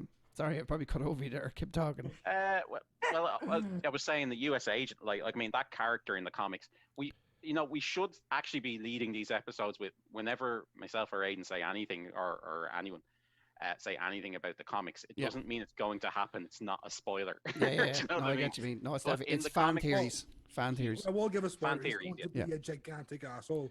He is going to be a massive asshole. But in the comics, eventually he gets like the government. This is the Captain America now that they brought out. Fake Captain America. Yeah, I think he came out on Twitter and said, "Don't hate me too much this week. Please don't hate me. Please don't hate me." Yeah. He gets put on an Avengers team against their will eventually, and that's where you start getting actual character development for him. When he starts realizing, if I'm a dick constantly to these people, I'm probably not going to get on with them. And then they start this thing where Cap starts really annoying him. Yeah. Do you remember I read all these West Coast Avengers stuff for WandaVision? This is happening at the same time in these comics. And Cap, just his presence annoys US Agent. And the reason is because he's a cheap copy. Like US Agent is a cheap copy. But you start getting these things where, the tension starts building between the two. One's on the East Coast, one's on the West, but every time they meet, the US Agent might throw a dig. Every time they meet, it's getting more and more likely, to the point where Iron Man has to actually tell him, you can't punch Captain America in the face. That's not going to be a good look. Yeah, you can't do it. We need to stand as one. Yeah, this is not an option. You need to back down. But they start taking the harder edges off the character, then he becomes much more like, he's still like, I suppose when they've done the old, he starts being the tension storyline. Yeah. Well, I suppose if you're in a new workplace and someone's pissed off because you took somebody else's job, you probably get the same thing. And is he a super soldier, or what's the powers here? Is he Captain America, or he's again comics, right? So in the comics, Cap is far weaker than he is in the films. He's Batman strong in the comics. It depends on the writer. Well, yeah, it does depend on some of them make him a bit stronger than that, but officially, if you read his bio, he's just a peak human type of thing. Yeah. Yes. John Walker basically paid for superpowers from like this really dodgy organization called the Power Brokers, and so he's in the comics, he's many times stronger than Cap. But when the two of them do eventually have a scrap in the late 90s, Cap kicks his ass because he's just he's like the best fighter in the world, effectively. Yes. and he's used to fighting people who are many times stronger than him. So he makes US Agent look like a fool in the end when they actually. I think that a lot of this show is going to be pulled back to the 90s hard boy TV show film kind of, you know, cheesy one-liners, kind of that kind of job. It does seem to be going to that way, yeah. Another thing another thing to point out is, see the way it's called the New World Order. It skips to different parts of the world like 7 or 8 times through this whole program. I thought that was, maybe that's just why they called it that. They're in Washington, they're in Tunisia, they're in Louisiana, then Brooklyn, and then all these different places. And maybe that could be the premise of the whole. They're going to be jumping around this whole series. Well, the New World Order is a massive conspiracy theory in the real world. Yeah, in the real world, is a massive conspiracy theory. So maybe that's it as well. Like whatever conspiracy the Flag Smashers are up to. Yeah. Possibly Hydra. Hydra are still there. Like we've all forgotten Hydra. Hydra. I haven't. She's Hydra. Yeah, Zemo's coming back. At the end of the show, she's gonna be like, "Hey, Hydra." Zemo's what? Aiden? Zemo's coming back as well, and he's so far the only villain that's won in a Marvel movie. And they're giving him the mask. Yeah. It's a nice. I like it. It's a decent. I like it. I think it was, you were saying before, a lot of people wanted it in the original movie, but they didn't give it to them. So they'll probably listen to their fans now. I think this is smarter. I think this is actually a smarter way of doing it. Yeah, me too. Introduce him this way. Yeah, because he's a character that if you introduce him with that mask without explaining anything about him, he might come off as just unbelievable. Like ludicrous would be the word I would use. But when a character comes in and wins and then puts on a silly mask, it doesn't matter that he's wearing a silly mask. He's the guy that won. Yeah. He's a very good character as well. One thing I hope the show does is I hope in through Marvel, it's very apparent that the US government has never given up on trying to create more super soldiers after Captain America. Yeah. And I kind of hope that that's where they're going with US Agent, because there's another character I want to come into this whose grandfather was the Black Captain America, and he was given powers because they kept trying to mess with the super soldier serum that was given to Captain America. And is the Flag Smashers, do they have the serum? Is that what you see the way they were superpowers and all that, whatever the hell they were smashing people around? Is that the leak? I think that might be where they're going with this. That they've kept trying to create super soldier serums over the years, and the wrong people might have gotten their hands on them. And the Flag Smashers, their problem is they wanted it the way it was during the blip, so they are Thanos enthusiasts.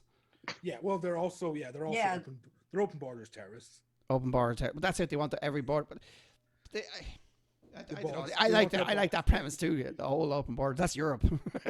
We're European. The Flag Smashers are European. Where you going on holidays? I don't need a passport. It's a terrorist. Flag Smashers just want to go to France on a Sunday. They don't want Brexit. Italy They don't want 90. Brexit. It's a concept that works way better in America. Yeah. I think these TV shows give a good chance for these, as I call them, side characters to bring to the forefront. Like, again, I didn't care about Wanda before that show came out, and now I do. And this is going to do the same thing, I think. Bucky, I liked what they did with him in this episode, where you can see that he's been torn apart by guilt and showing him what he's going through, that he was controlled, but he still feels guilt for what he'd done. We get a flashback of him going to and killing a good few people, but there's a small man and he kills him, and then the rest of the episode he is trying to make up for it, and he nearly goes up and admits what he done, but he changes his mind. I think this whole season is going to be going back and forth of how trying to be a good guy and trying not to go back to his old ways, kind of thing. Coming to grips with what he's done. Coming to grips with what he's done, and maybe admitting. Sebastian Stan's acting is really good. Yeah, he's a very good actor. He's really good. It was but these I like it. I like these little shows. I really do. It really gives us big depth character. I think Condom really doing them an injustice. I suppose, yeah. But it is little compared to the films. In that first 5, I don't think so. Was it 50 minutes? It was like a 50-minute episode, I think. I think they're all going to be 35 minutes. No, I don't think it was 35 minutes. Not the one division was. These ones are a bit longer. Is it 45? We're all fighting over it. Oh, it's 10. Somebody tell me the numbers. But yeah, the money spent on action scenes, and like these are world famous movie stars. These aren't TV actors. The money spent here is insane. It's not like they can't afford it, Ado. But exactly. That's delighted they can. They're literally printing money every fucking day. Like, so they're grand. I think where is the first slip up? Marvel has to eventually have one. What's it going to be? What's that? A slip up? Yeah, they have to slip up eventually. Nobody can have positive form forever. How dare you even consider such, hopefully they don't. Attitude. Hopefully they keep going the way our they are. Lord Kevin Feige, like Our Lord. Be thy name. But it is. It's one of the most. It's probably the greatest hot streak of form that any like media. I'm sure there's people that don't like some of them. I'm sure they're like. There is. Yeah, a lot of people definitely. don't like the concept of the Marvel in general. In fairness to them, they're very formulaic.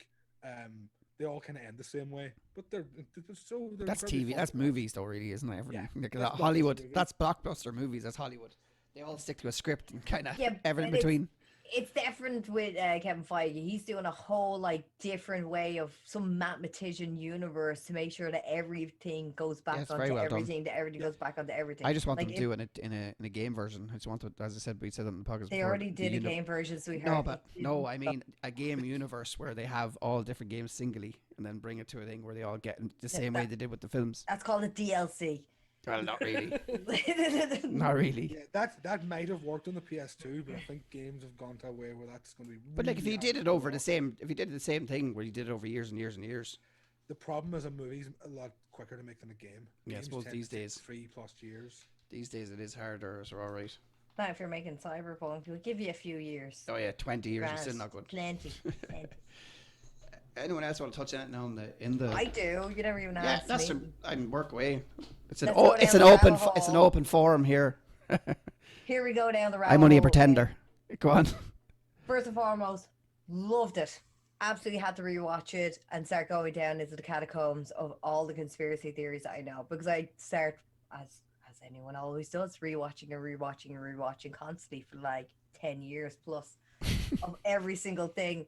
But going back onto like how we're touch base on Civil War and how the storyline was that, especially to do with our lovely French soldier who was the higher henchman at the start. Remember that all the guys were talking about, like, you know, there's more Winter Soldiers, there's more Bucky Barnes out there, you know what I mean? Mm-hmm. So they're talking about how Zimmer went off to find these guys out in Serbia that were locked up in this big facility because they managed to replicate the serum.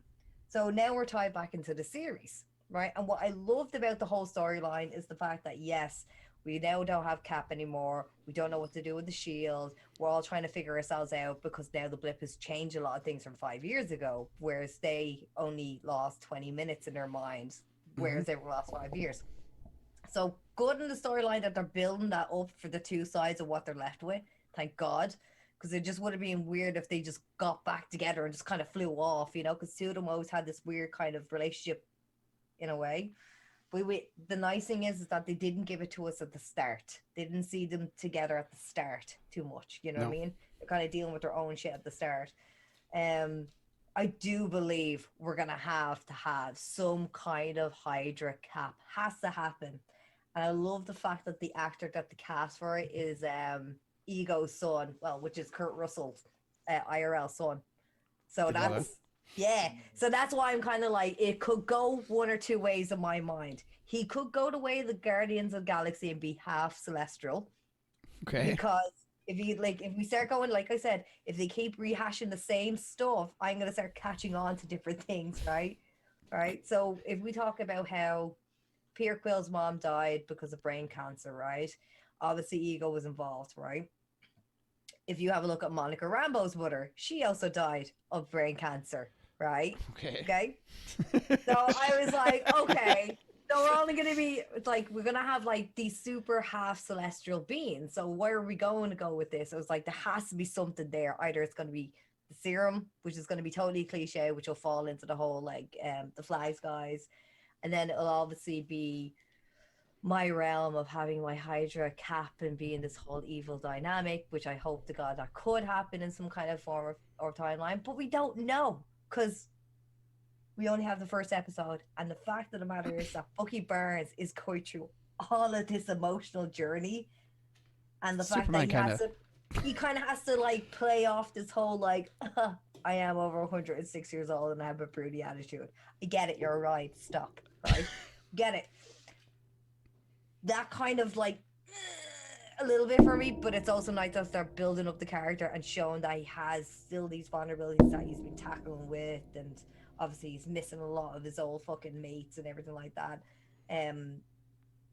But it's gonna be good, and I can't wait to see what else is gonna come in the second episode, because they gave us so much action. Like, that was a lot of action for those bits that we saw.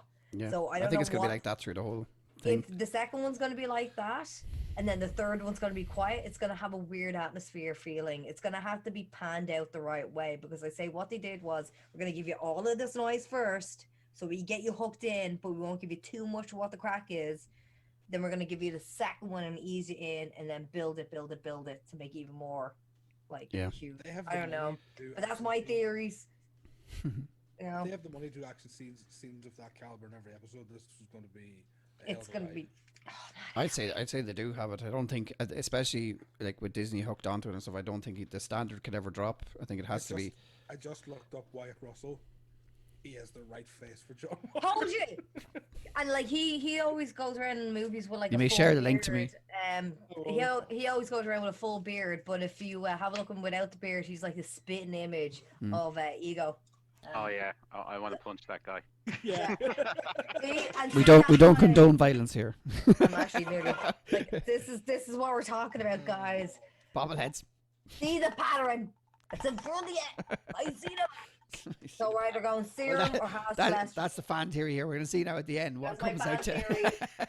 Please put in the comments below. Let me know what you think as well. Come down the rabbit hole with me. I would never have put the two brain cancer things together. Boom! I am a hot. That is impressive. I've been rewatching and poor writing or connection. No, even if you look back at some of the I forgot scenes, I'd done that already.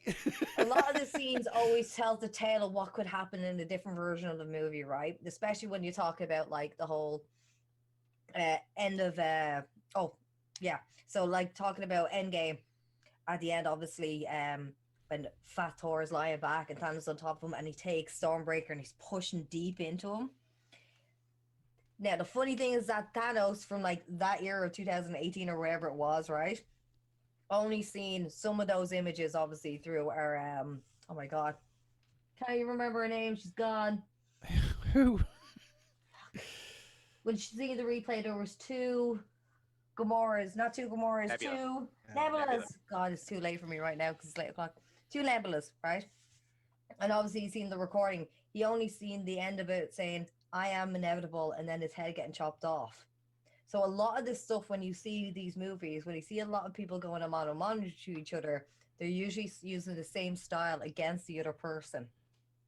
So I'm seeing a lot of this happening so much that I have to keep an eye on it. Repeat itself, kind of stuff. It's if you go ahead and you rewatch some of it, like if you go out into all the Avengers, right? When you rewatch all the scenes from when they're getting attacked and hurt at that special moment, and you go back to the individual solo movies where they're actually getting attacked or hurt by their own enemy or whatever it is, it almost lines up. It's interesting to see what that happened. I have to sit down and have a look at it again because I'm constantly always having these things on play. Constantly. Like I had the Dark World on earlier, start studying about the multiverse and all that stuff that we're coming into, because obviously that's going to be important, you know? That's not. Do you think there'll be any cameos in this of the characters we don't know? I don't know. I'm expecting characters in this. Obviously we got what's her name? Carter in it. Carol is her name, or Karen? Karen. The niece of Peggy Carter. She's going to be in this, obviously. Oh yeah. She's going to be in that. I have a feeling they're going to have a look back at a lot of the Civil War actors, if that's the way we're going. If we opened up the scene with our typical henchmen trying to do a typical thing, same as the way Civil War, I have a feeling it's going to build up in a kind of a flavor to that. Nice. Maybe you're going to see some characters into there. We'll have to see. Maybe some of the senators and stuff like that. Never know. Maybe. What do you think, Brian? Ooh. I wonder what we see. See, we're getting an Armor Wars series. Yes.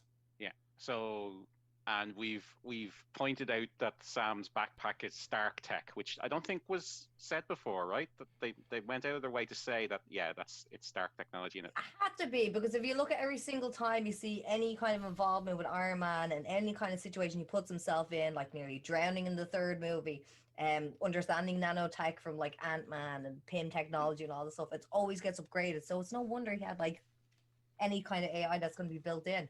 What did you say name the series? Armor series, Sergeant? Oh, okay. Armor Wars. So Armor Wars is a series that's coming out that's focusing on Rhodey. Okay. Right. So we've already had Rhodey in this, and the concept behind the comic Armor Wars now might not be the same. It has to be different because there's no Tony Stark, who is the main character of the comic. Okay. The idea behind Armor Wars is there is a leak, and someone gets tons of Stark tech and starts selling it to the highest bidder.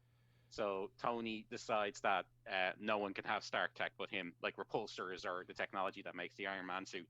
So at first he's hunting down villains who have Stark tech, but eventually he starts hunting down the heroes who have Stark tech as well, to make sure that no one can have it but him. There's no chance of it leaking again. So I'm hoping we're going to get some kind of indication of Armor Wars in this. It makes sense if they're already having Rhodey. Okay. So we might see some of the tech villains, maybe. Just that. The talk is Sam Worthington. It's coming back. The talk is Sam Worthington's coming back as Hammer. Oh, that'd be cool. Oh man, who is, like, in my opinion, to me, he's one of the best actors in the world at the moment. I would love to see him back. Hammer, best ever B of Stark ever. Brilliant introduction. He's the one good thing about Iron Man 2. You know what always made me laugh about him? If you look at his palms, you can see the fake tan on it in every scene. Fantastic.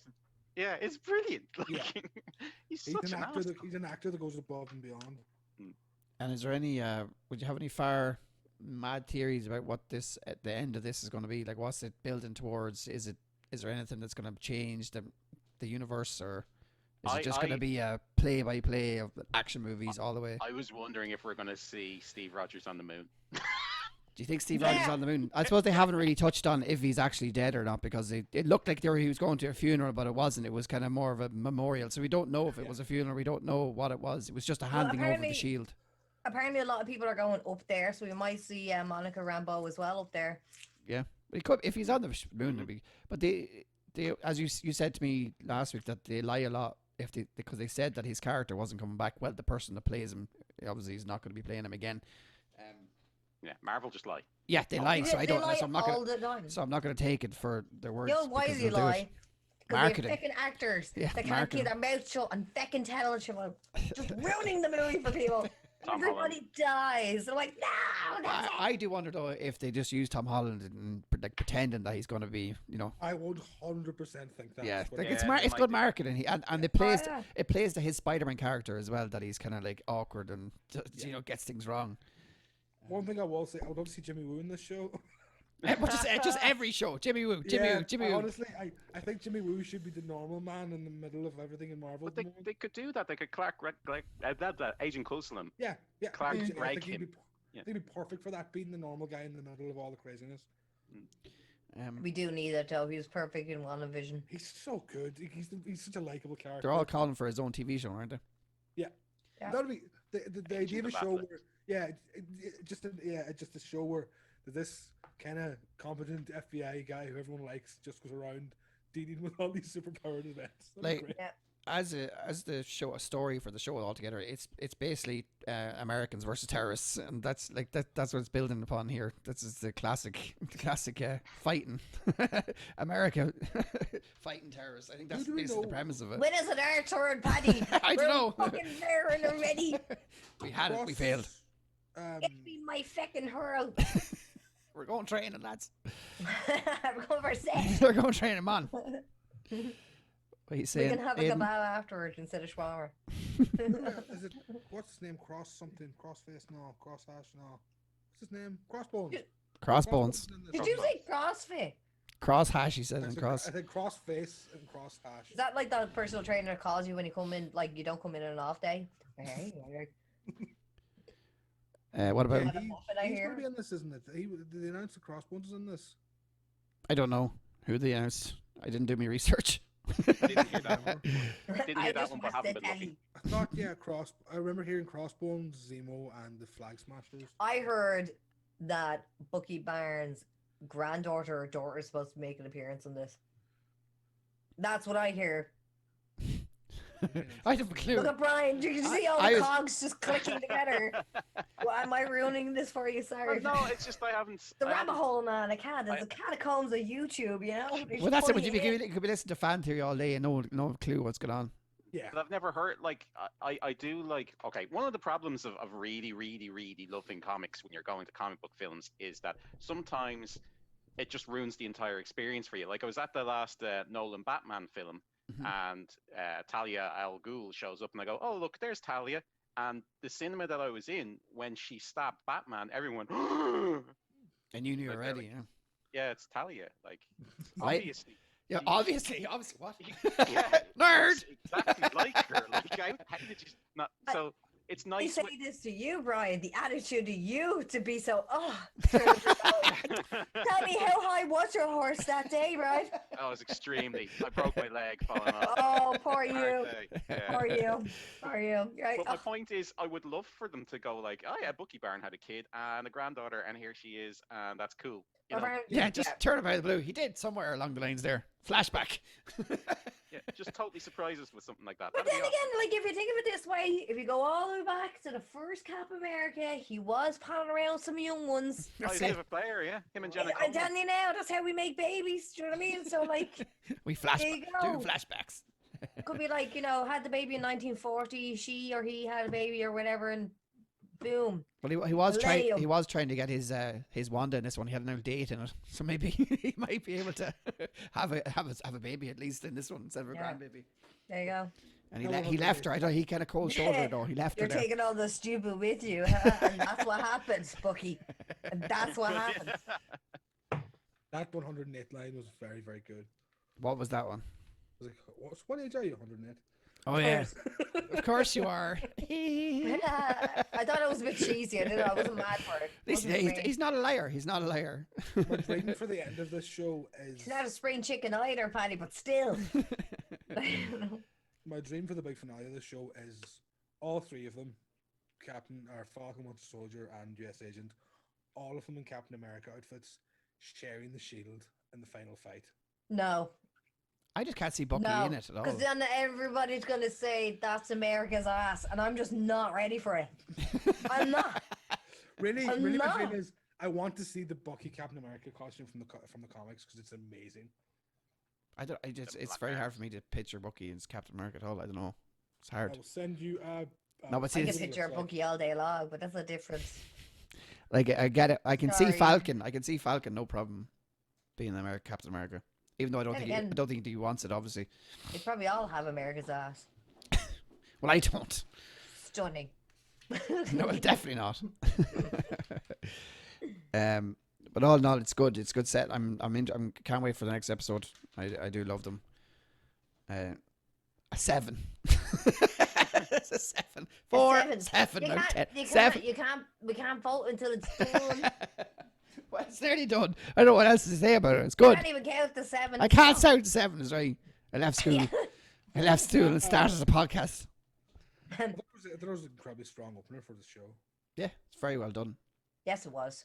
Definitely makes me want to see more. Like. Yeah. Exactly. It's all about that formula, you give them a good taste. They're like, oh, what's the crack here? Character development. Character development, directions, great. Lighting, Emotion. sound. Here. Something you miss. Emotion. Serum. Superman's going to turn up. Wrong franchise. It might happen. Crossover. Everyone loves it. That's what we learned from this podcast. Yeah, just dips in. Sorry, just pass it through. That's what we learned from this podcast. Everybody loves a good crossover. If you take nothing else, take that. I suppose that's it. Is it? Anyone else have anything else to say about it? Looking forward to the next episode. Very much so. I guess, Yeah. You guess. That's it. And then after Falcon Winter Soldier, we're getting Black Widow. I don't know. I'm not sure when that's coming at all. Is that the next movie to come out? Yeah. It's coming out in May. Yeah, May, I think. 6th or something like that. I know it's around the time of my birthday, and I made a point of it. I don't have my calendar right now. I don't think the cinemas probably won't be open here, but they'll be open in America. I'll be making me. I think it's going to Disney Plus. Is it the film's going to Disney Plus? Yeah. Well, the AMC, which is the cinema in America, is opening up now, so they might change their mind. I think, but they've already announced it'll be Disney Plus. To take it back now would be kind of a bad. Yeah, I suppose. Scarlet. I suppose. Well, they are pushing Disney Plus big time anyway, so they've made a lot of money this year from Disney Plus. HBO Max. Yeah, HBO's awesome though. I love HBO. Best thing ever. Wish we got Paramount Plus and Sky Atlantic here, isn't it? May as well buy a cable box and put all these apps on it. Oh wait, that makes sense. Yeah, we should have to pay for everything. All different. They have like Friends and like several different services. Like, oh, it's on me Prime and me Netflix. It's on me YouTube Originals for some reason. It's on me Hulu. Too many. Too many. I can't stand it. Right. So what is YouTube Premium? What's it? What is it? YouTube Premium is the one that you get the least out of, but I think it's the best subscription service. Why? Because the ad stops the ads? Yeah. No ads. No ads. Does the ad blocker work on that? No. Not when you have an Apple TV. Not on your phone. I don't know. It also lets you lock your phone. Some of them, locks your phone. That's why Spotify started using a camera. You can put video on it for Joe Rogan. I don't know if anyone else can do it actually yet. I don't watch Joe Rogan on Spotify. Like, who watches Joe Rogan? Well, he wants people to watch him on Spotify. He made a lot of money from it. So he keeps telling me on his YouTube. Joe Rogan on Spotify reminds me of Wayne's World when they take the money and go to the studio and everything gets kind of lifeless and crap. Yeah, that's what Joe Rogan. That's unfortunate, but he will move back again. Reminds me of old age, but that's a different story. I love Joe Rogan. I think he's class. Again, UFC as well. We've gone off topic though, big time. As tends to happen. Yeah. Okay, let's finish that way. Think. 7. What's the next move in the next episode? What did anyone think? There's anything at all? Any hints of what you think's going to happen in the next episode?